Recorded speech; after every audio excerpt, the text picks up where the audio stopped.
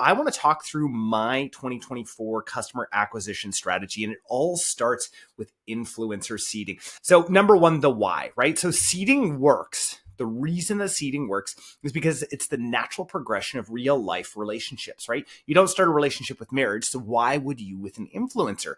That is why I love seeding so much. So first, send them a product without anything in return and just watch the law of reciprocity. I think that's the beautiful thing.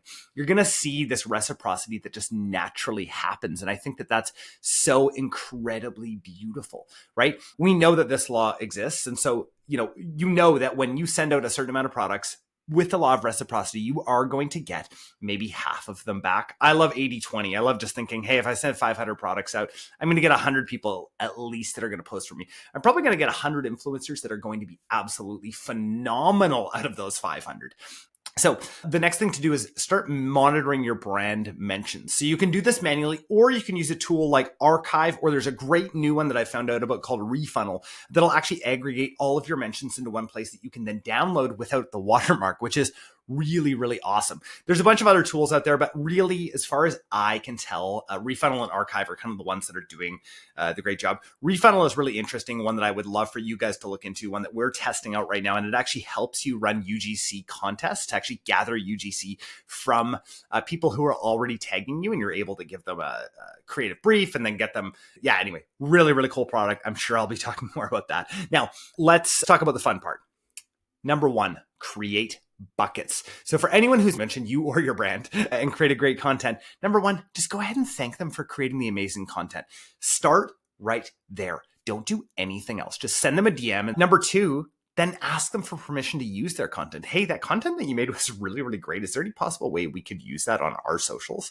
But I'll let you know, it has to do with performance influencers. And that's the way that I really love to work with influencers, and just something that we're seeing a ton of success with. So just let them know how you like to work with influencers like them.